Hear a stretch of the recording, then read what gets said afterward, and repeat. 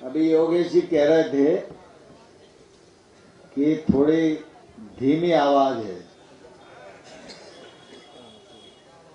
तो ठंड में तो आवाज और तेज आनी चाहिए। और भोजन का इंतजाम भी है कि नहीं शिवमंगल सिंह जी? है? तो फिर उसकी भी चिंता नहीं है। तो जरा भारत माता का जयकारा हम जोरदारी से लगाएं। भारत माता की, भारत माता की, भारतीय जनता पार्टी जिंदाबाद, भारतीय जनता पार्टी जिंदाबाद।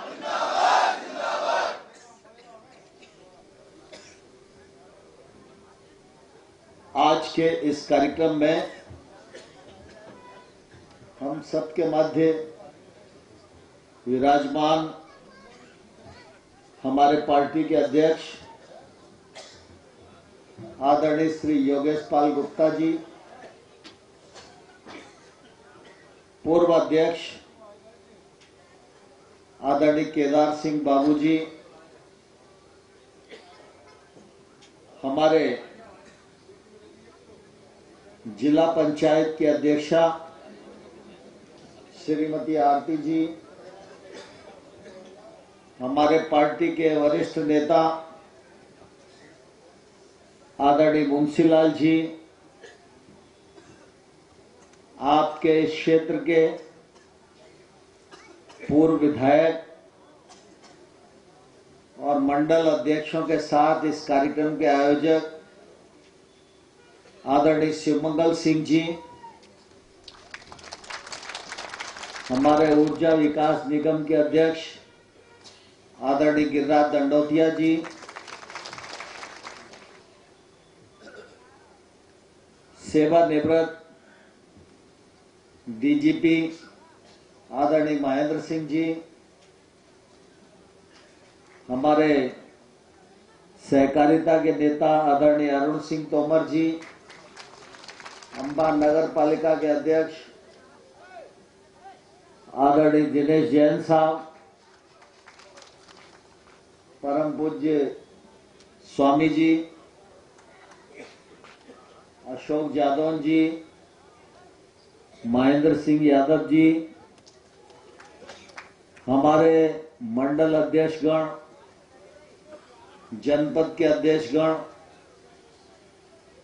अन्य पार्टी के पदाधिकारीगण और इस अवसर पर उपस्थित हमारे दिमनी परिवार के सभी बुजुर्गवार, नौजवान भाइयों बहनों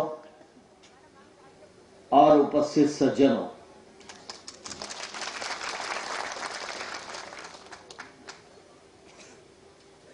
अभी अभी मकर संक्रांति का त्योहार पूरा हुआ है, लेकिन मैं आज जब इधर आ रहा था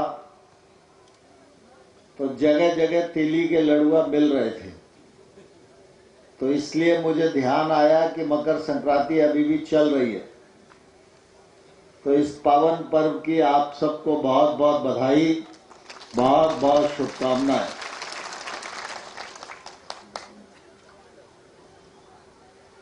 अभी कुछ ही दिन पहले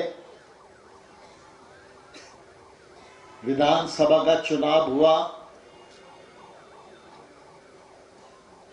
और आप सब उस चुनाव में सहभागी बने। ये मेरा सौभाग्य था कि पार्टी की योजना के अनुसार मुझे आप सबके बीच में पार्टी ने प्रत्याशी के रूप में भेजा। वैसे मैं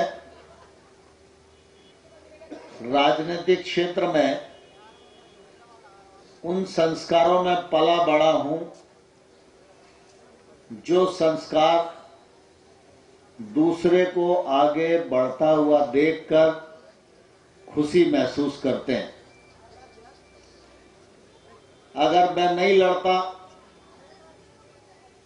तो यहाँ शिवमंगल जी लड़ते, गिरिराज जी लड़ते और इनको आप विधायक बनाते तो शायद मैं ज्यादा खुश होता। लेकिन हम सब पार्टी के कार्यकर्ता हैं। पार्टी ने तय किया कि आपको लड़ने जाना है। बहुत दिन से दिमनी धक्के खा रही है, तो इसलिए मैं आप सबके बीच में आया,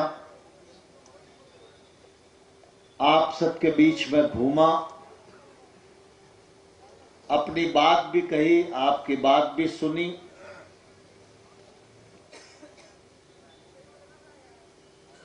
परिणाम आने के बाद निश्चित रूप से आप सब लोगों को भी प्रसन्नता हुई और मुझे भी प्रसन्नता होना स्वाभाविक ही था।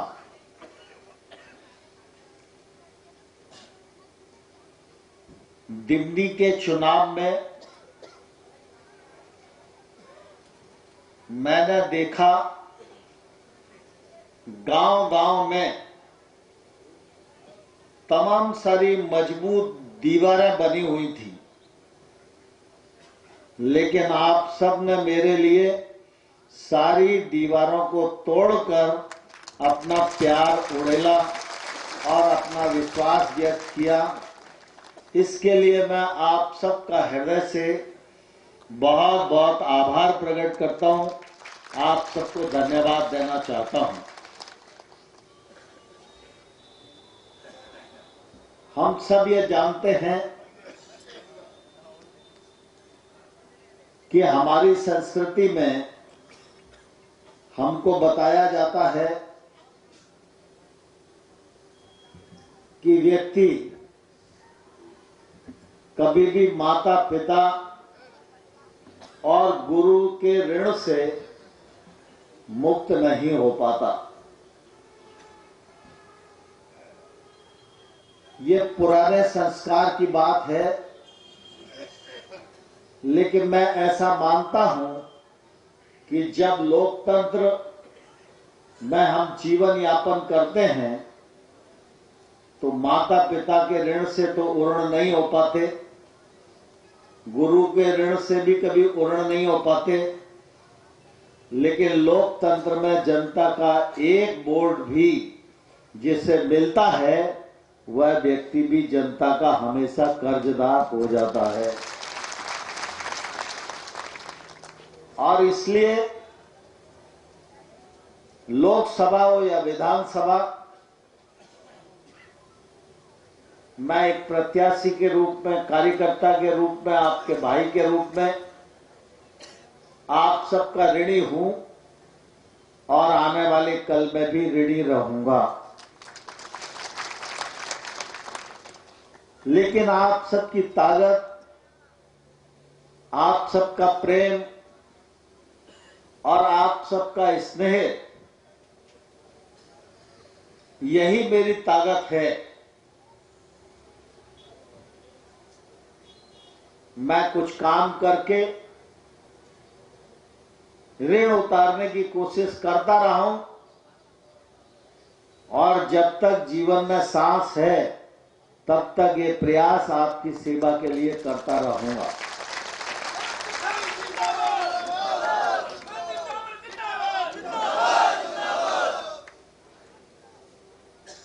हम सब लोग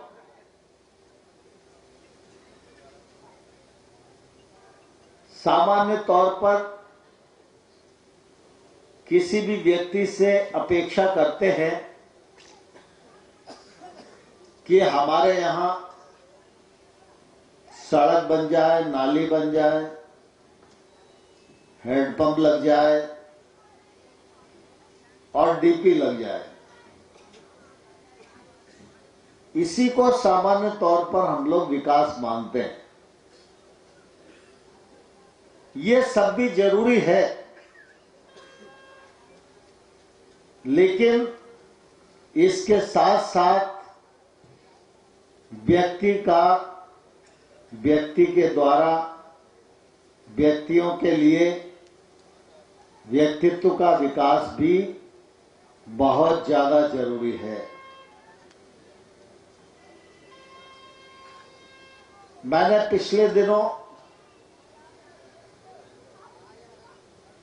लगातार इस बात की कोशिश की कि दिमनी क्षेत्र हो, चाहे यहां से लगाकर सबलगढ़ और श्योपुर तक, जो काम कभी 50 सालों में संभव नहीं थे,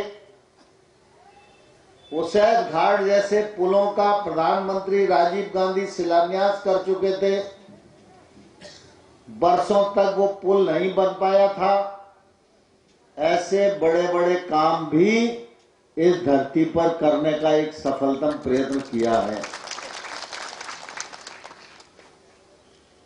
पुल बने, पुलिया बने, सड़क बने। आप सब लोग इस बात के साक्षी हैं कि 2003 से पहले मुरैना में कोई सड़क दिखती थी क्या? 2003 से पहले मुरैना में कहीं बिजली दिखाई देती थी क्या? लेकिन इसके बाद लगातार प्रयास करके आज कहीं बिल जमा नहीं हो तो अलग बात है, लेकिन 24 घंटे बिजली गांव को भी उपलब्ध होती है। और पिछले 2 चुनावों में दिमनी थोड़ी सी पिछड़ गई। अगर यहां से भाजपा जीती होती तो दिमनी का भी और क्षेत्रों की तरह और विकास हो जाता, क्योंकि क्षेत्र के लिए वकील की जरूरत होती है और वकील मजबूत भी हो और सेवाभावी भी हो। कुछ वकील तो ऐसे रहते हैं, जैसे ही वकालतनामा आपने दिया कि वो अपनी जुगाड़ में लग जाते हैं। तो अपनी जुगाड़ होगी तो जनता की जुगाड़ के लिए कुछ नहीं कर सकते, और अपनी जुगाड़ को अगर त्याग दोगे तो जनता के लिए सब कुछ करने का काम करना सरल हो जाएगा। बहुत सारे काम मुझे चुनाव के समय में भी बताए, और मैंने उस समय भी आप लोगों को गांव में जब गया तो कहा था कि भाई अगर कोई शिकायत आपको मिले तो उस शिकायत मुझको उपलब्ध करा देना, मैं उस शिकायत का निराकरण करूंगा। अभी तक किसी ने दी नहीं है हालांकि, लेकिन मैं आपको यह भरोसा दिलाना चाहता हूं कि जो काम हो सकता है दिमनी में, उस काम को करने में कोई भी कसर नहीं छोड़ी जाएगी।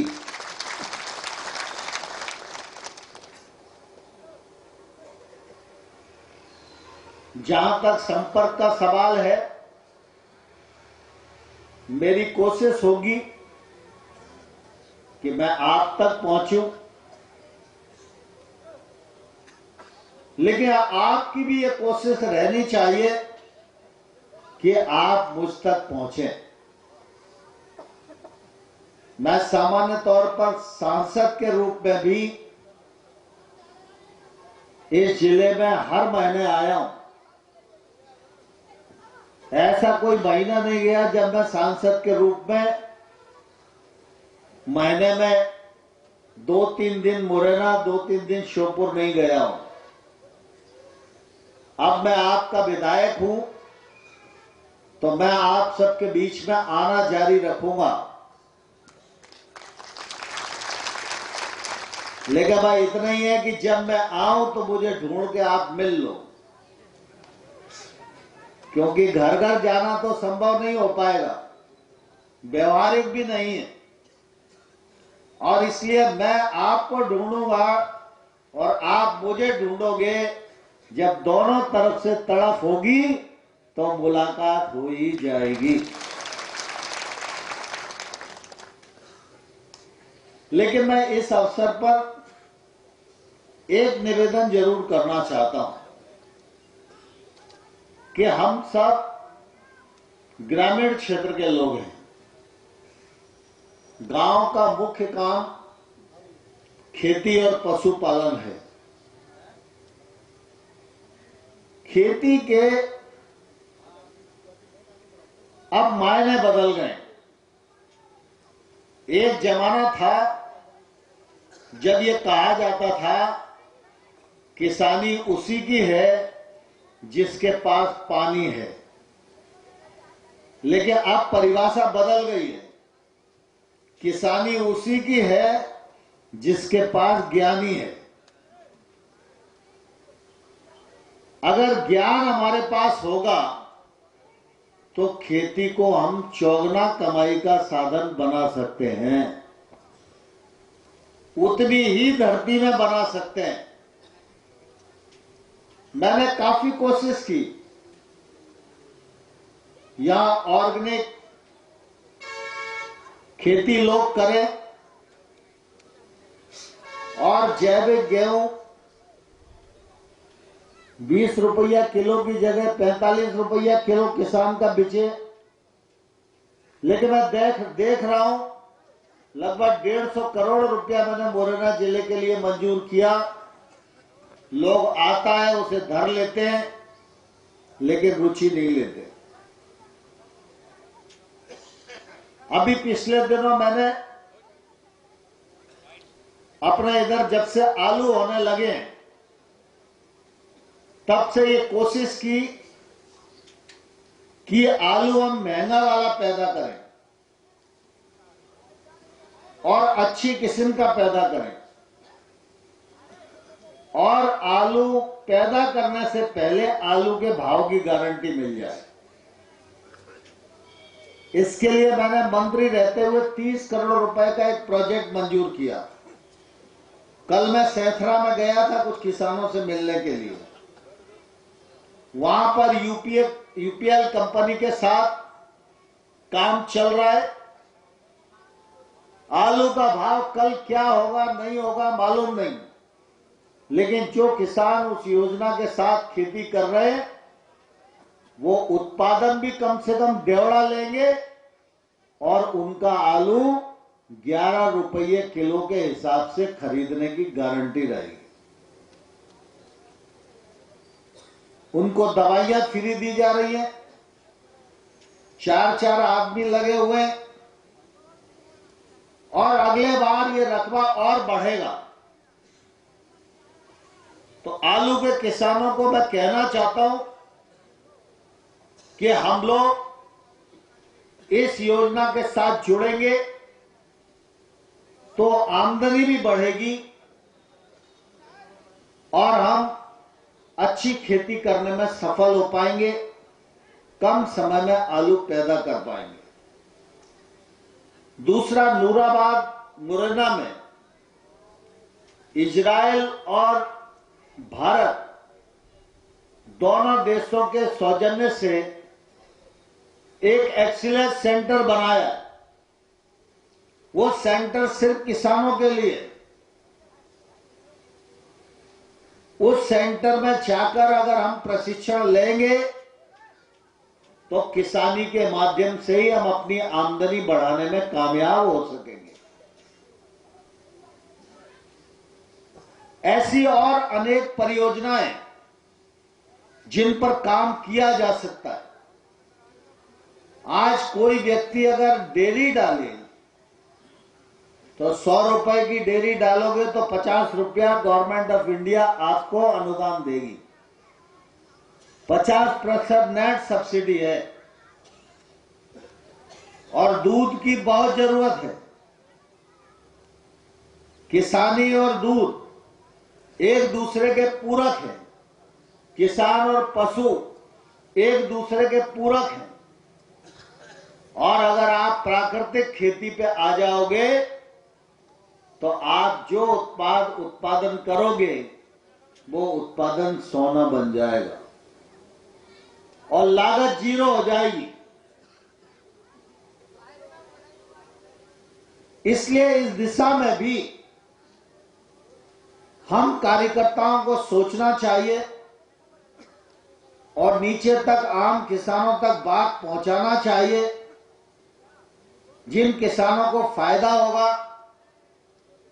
उसका यश आपको मिलेगा और हमारे क्षेत्र में आमदनी किसी की भी बढ़े, किसी बिरादरी वाले की बढ़े, किसी मजहब वाले की बढ़े, लेकिन अगर आमदनी बढ़ेगी तो पैसा बाजार में आएगा और पैसा बाजार में आएगा तो सबके हिस्से में बटेगा और पैसा होएगा ही नहीं तो बाजार में आएगा ही नहीं। बाजार में आएगा ही नहीं तो रोजगार के अवसर भी उत्पन्न नहीं होंगे। तो इसलिए पैसा कैसे किसान की, गरीब आदमी की जेब में आए, इस प्रयत्न में हम सब लोगों को शामिल होना चाहिए। आज हम सब लोगों के लिए बहुत ही सौभाग्य और खुशी की बात है कि हम साल के पहले महीने में बैठे हुए। वैसे तो जनवरी का महीना हर साल आता है, लेकिन इस साल जनवरी का महीना कुछ खास है। ये खास इसलिए है कि इस बार 22 जनवरी को अयोध्या जी में भगवान प्रभु राम के मंदिर में प्राण प्रतिष्ठा की जा रही है।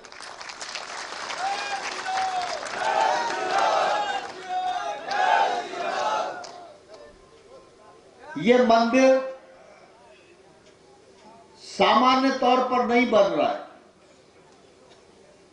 इस मंदिर को बनाने के लिए हमारे तमाम सारे साधु संतों ने उस कालखंड के अयोध्या के आसपास के रजवाड़ों ने और हमारे पुरखों ने 500 साल तक अनवरत संघर्ष किया है। मुगलों से भी लड़े, अंग्रेजों से भी लड़े और आजादी के बाद तत्कालीन सरकारों से भी लड़े। मंदिर तो कोई भी पैसे वाला बना देता है, लेकिन ये मंदिर वो मंदिर नहीं है।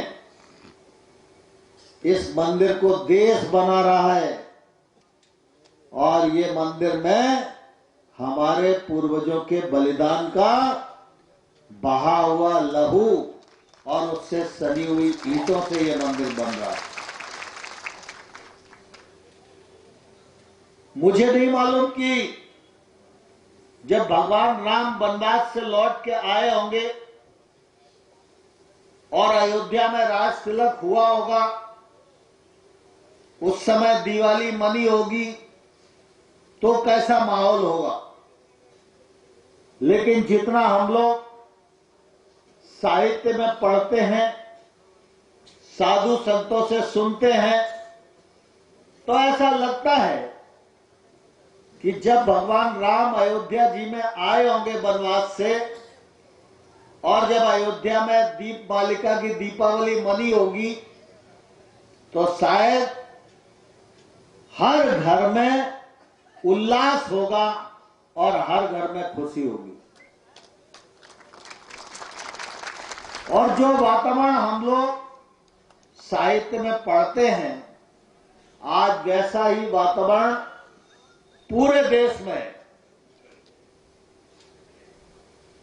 चाहे उत्तर जाओ, चाहे दक्षिण जाओ, चाहे पूरब जाओ, चाहे पश्चिम जाओ,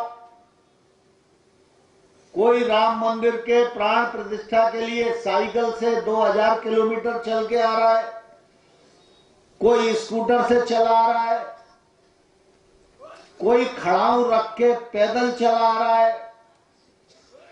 मतलब भांति भांति का कार्यक्रम आज पूरे देश में हो रहा है। हमारे पूर्वजों ने जो बलिदान दिया वो तो मर के चले गए, लेकिन उनके मन में लालसा थी कि भगवान राम प्रभु का मंदिर अयोध्या जी में बनना चाहिए, जहां उनका जन्म हुआ वही बनना चाहिए।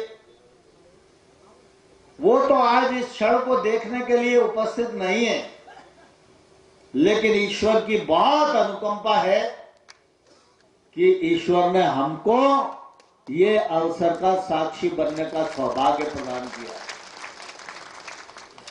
और इसलिए मैं आप सब लोगों को ये कहना चाहता हूं, 22 तारीख के लिए जैसा अध्यक्ष जी ने कहा, गांव गांव में उत्सव का माहौल होना चाहिए। ऐसा कोई गांव नहीं जहां मंदिर न हो, और जो मंदिर है उस मंदिर पर उत्सवी माहौल 22 तारीख को होना चाहिए। पूरा देश अयोध्या जी नहीं पहुंच सकता 22 तारीख को, लेकिन अगर हमारे मन में राम होंगे, हमारे मन में श्रद्धा होगी, तो हम अपने गांव के मंदिर में भी भगवान राम को बुलाने का काम कर सकते हैं। क्योंकि प्रभु तो क्षण क्षण में और प्रभु कण कण में है। जहां श्रद्धा है वही प्रभु है। तो अयोध्या जी पहुंचे न पहुंचे, हमारे गांव में भी राम आ रहे हैं, ऐसा ही माहौल होना चाहिए। इसी उपलक्ष्य में 21 तारीख को शाम को 4 बजे 21 तारीख को शाम को 4 बजे अंबा में एक बड़ा कार्यक्रम आयोजित किया जा रहा है। हमारे राम आ रहे हैं। पूरा अंबा एकदम भगवामय होगा।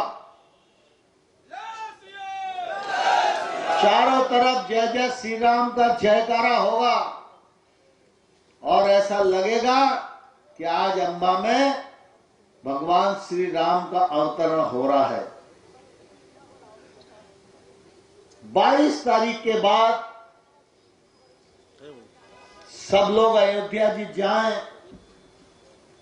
अयोध्या के बदले हुए स्वरूप का दर्शन करें, प्रभु का दर्शन करें। अपने यहाँ के बहुत सारे लोग अयोध्या जी गए होंगे, लेकिन आज अयोध्या जी जाएंगे तो शायद स्वर्ग के बारे में जो हमारी कल्पना होती है, वो स्वर्ग आपको अयोध्या जी में दिखाई देगा। ऐसी अयोध्या जी प्रधानमंत्री नरेंद्र मोदी और योगी जी के नेतृत्व में बन गई है। और सरकार ने तय किया है कि हर जिले से ट्रेन चलाएंगे और लोगों को अयोध्या जी का दर्शन कराएंगे। लेकिन अयोध्या जी का दर्शन मुफ्त में नहीं होगा। राजनीति की जो रैली है उसमें सब मुफ्त में काम होता है, लेकिन आप सब जानते हो भगवान भी प्रार्थना उसी की स्वीकार करते हैं जो अपने पैसे का प्रसाद चढ़ाता है। होता है या नहीं होता बताओ? लोग रामेश्वरम जाते हैं, वैष्णो देवी जाते हैं, करौली मैया जाते हैं, तो अपन अपने पैसे भी दे देते हैं, भैया हमारे भी 11 रुपये का प्रसाद चढ़ा देना। ऐसा तो नहीं उसको बोलते कि तू चढ़ाया ना मेरा नाम लेके, क्योंकि भगवान को भी श्रद्धा तभी कबूल होती है जब आपका कुछ लगे। तो 1500 रुपए में लौटा बाट और जितने टाइम का खाना होगा उतना खाना, और वहां रहने की व्यवस्था 1500 रुपए में होगी। सरकार 23 तारीख के बाद दर्शन कराने की योजना बना रही है। हम सब लोग उस पर रजिस्ट्रेशन कराएं और अयोध्या जी के दर्शन करने के लिए जरूर जाएं। मैं एक बात आप सब लोगों को और कहना चाहता हूं, हम सब भगवान राम को मानने वाले हैं, लेकिन आप सब इस बात को जानते हैं भगवान भी सीधे भगवान नहीं बने। जब सोना तपता है तभी निखरता है, और जब कोई मनुष्य संघर्ष करता है तब वह पूजित होता है। आपको ध्यान है, जब विश्वामित्र जी राम और लक्ष्मण को दशरथ जी से मांगने के लिए आए कि मुझे रक्षा के लिए तुम्हारे दोनों पुत्र चाहिए, क्योंकि राक्षस यज्ञ नहीं करने दे रहे हैं, तब भगवान राम भगवान नहीं थे, वो दशरथ के पुत्र राजकुमार राम थे। तब किसी ने उनको भगवान नहीं कहा, तब उनको किसी ने श्री राम नहीं कहा, तब वो सिर्फ राम थे। लेकिन जब राम का राज तिलक होते होते वनवास हो गया, अब सामान्य तौर पर राजा ने घोषणा कर दी हो, मुहूर्त निकल गया हो, राज तिलक की तैयारी हो रही हो, और ऐसे में कोई कह दे कि तुम तो बन जाओ और राज तो भरत को मिलेगा। आज का टाइम होता तो कोर्ट में मुकदमा हो जाता, एफआईआर हो जाती, होती कि नहीं होती, घर घर में झंझट हो जाता। लेकिन राम ने झंझट नहीं किया। राम ने वनवास को स्वीकार किया और राम केकई को प्रणाम करके 14 वर्ष के लिए वनवास चले गए। 14 वर्ष की जो लीला है, 14 वर्ष का जो संघर्ष है, 14 वर्ष का जो सहकार है, 14 वर्ष की जो तपस्या है, 14 वर्ष की जो नैतिकता है, 14 वर्ष की जो मर्यादा है, उसी मर्यादा ने जब अयोध्या में भगवान लौटे तो गए तो राजकुमार राम के रूप में थे, लेकिन जब लौट के आए तो मर्यादा पुरुषोत्तम श्री राम के रूप में लौट के आए।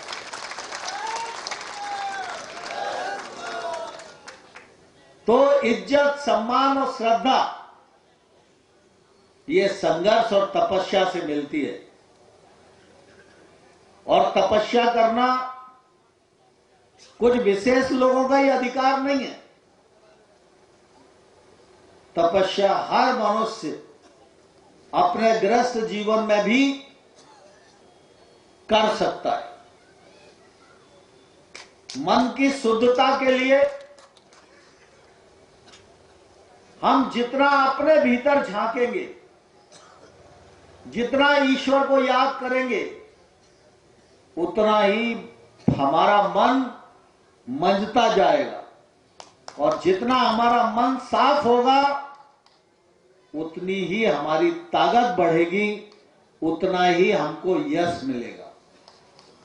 दिक्कत आजकल सबसे बड़ी यह है कि व्यक्ति करना नहीं चाहता, लेकिन प्राप्त सब कुछ करना चाहता है।